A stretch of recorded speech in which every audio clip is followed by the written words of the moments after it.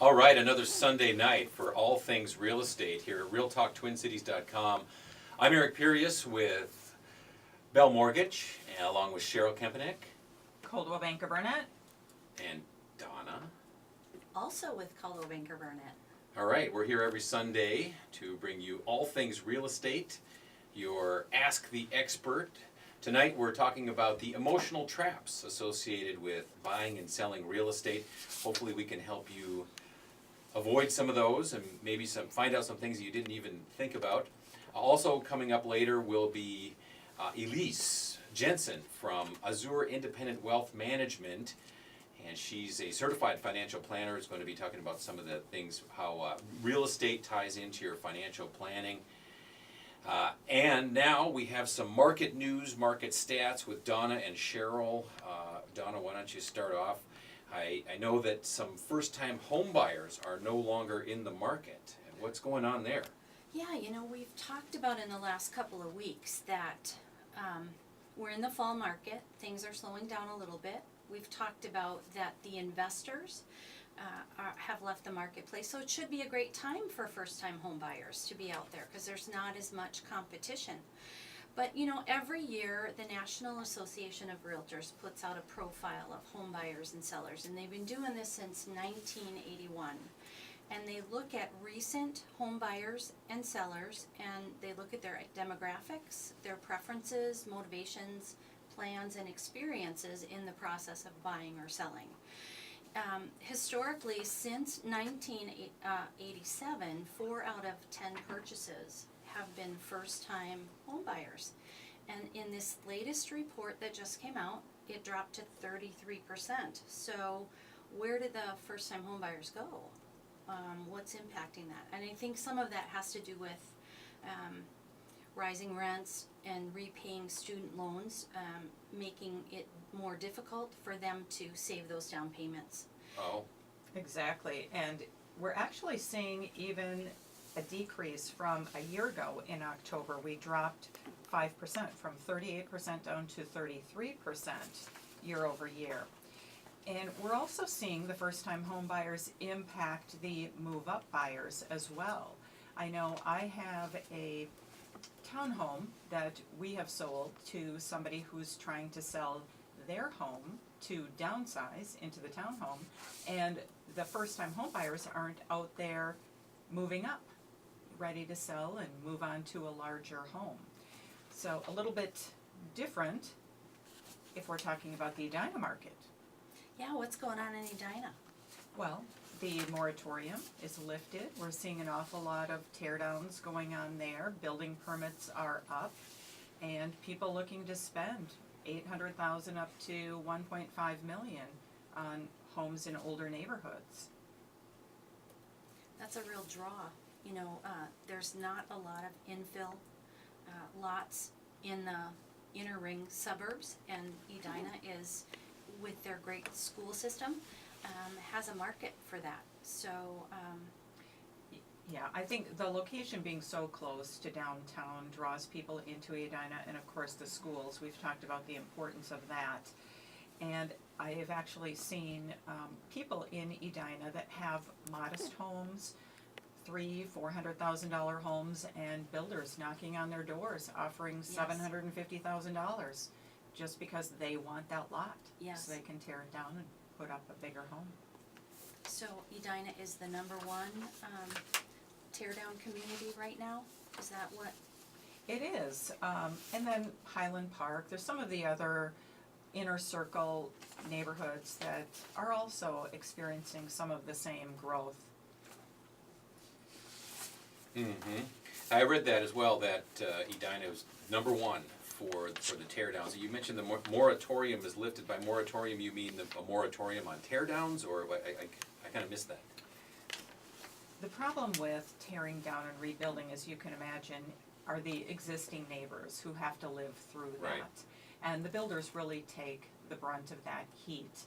But they've tried to stall this from happening, going to city council members and staying off some of this construction to save the flavor of the older neighborhoods. But it's not working. So progress was, it's on. We're gonna continue to build to the lot lines, and maybe some neighbors will have shadows on their backyard, things like that. Up to the treetops too. Yeah. Overall though, market values go up. And how does that, does any part of, I suppose some of that would be emotional. We mentioned some of the emotional traps that we fall into as buyers and sellers. And I suppose, there would be a lot of emotion in that kind of thing. And Cheryl, what are some of the things that you see with folks that when they're buying and selling, what are some of the emotional traps that they can fall into and that you help them avoid? One of the biggest emotional traps that we see would be pricing a home appropriately. Especially now when everybody's hearing that prices are going up, sellers get excited and they really want to realize as much money as they can walking out the door. But it's so important that we keep track of what is going on in the neighborhood, what are the other properties selling for, and what is our competition. I call that shooting for the moon.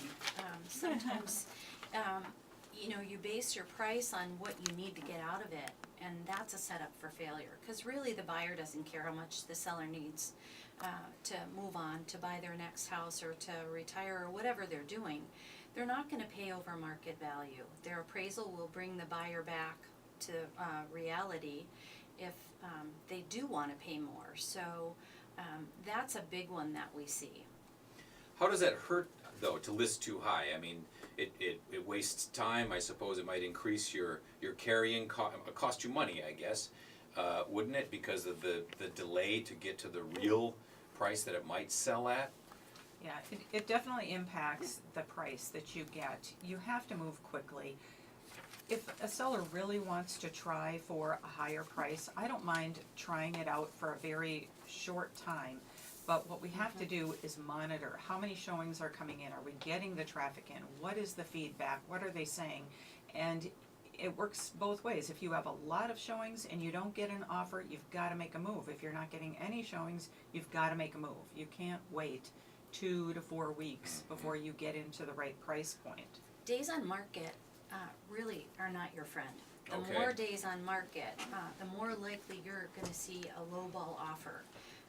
There are buyers that are looking for a steal and pay attention to days on market, and they think that sellers are desperate if that days on market number goes too high. So don't gamble on pricing too high for the market.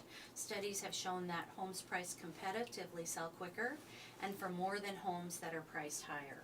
So the emotional trap would be, you've lived there, you know what you've got into that house, you think it's worth, it's kind of special in some respects. You've raised your family there, there's a lot of, pictures on the wall, it's an emotional heartstring thing. All the wallpaper you hung.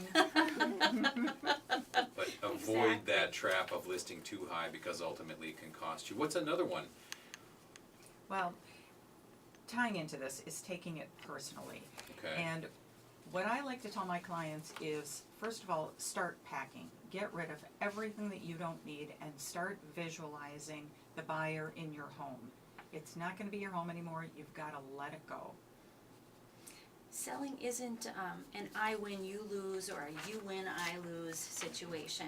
Both the buyer and the seller have to feel that they've received equal or greater value in the trade in order for it to move forward. If you take this winning at all costs attitude, it's not going to serve you well. It can, in fact, sabotage the sale. Gotcha. They're not buying you, they're buying the house. So to separate your emotions from what's happening is really, really important. And don't nitpick either. Sometimes we get into situations where we're negotiating and somebody just says, oh, but I have to have the valance over the kitchen window, or I'm, Sure. Don't be silly. Well, and anything like that, I tell my sellers, if you love it that much, take it down now. Exactly. We're not even going to be discussing this later. You go find some new window treatments, new light fixture, and take it down. And so we you don't have to even think know about if that window's gonna be the same size in the new kitchen. Yeah, and it usually isn't. They get it to the new place, and it's not going to work. So don't get too attached, huh? Right. That's what you're saying. Another thing is seeing the house from the buyer's eyes too. If you were the buyer, what would you expect for the price, the condition of the home, the cleanliness, the flexibility of the seller, and so on? Take those things into consideration to get your home sold quicker. So are you saying you might want to book a showing for your own home, just to kind of go through the, You know what? The process? That's a great way to say it. Yeah. That's a really great way to say it. If I were an unattached, unemotional buyer walking into my own house, how would I look at it differently? And you can do that too by also looking at some of the competition and comparing your home to what the other people are seeing. I see so many sellers too clean everything up, paint, it looks great, but then when the inspection hits, the mechanicals are in horrific condition. Original. Yes, exactly, dirty, things just falling apart, and so then we start negotiating on all of the deferred maintenance that the seller didn't take care of over the past 10 to 20 years. gotcha. You had you had another one there, Yeah. Donna? Price reduction paralysis is how I call it. Sellers need to react quickly when they've made a price mistake and remedy it as soon as possible. So if you're having, normally what I say, 12 showings or 3 weeks, if we don't have an offer, then we have to look at the price. And if you're not reacting quickly enough, you can lose those buyers that are on the market looking right now because you're priced too high. So the emotional trap there would be, you know, kind of digging your heels in and saying, you know what, I'm gonna wait. The right person will come along. Second segment and finish up with more emotional traps with Donna and Cheryl. Also, we will get to meet Elise Jensen, an independent fee-based wealth management person who's also going to talk about some of the emotional traps involved with financial planning and real estate here on RealTalkTwinCities.com. All things real estate every Sunday on The Patriot, AM 1280.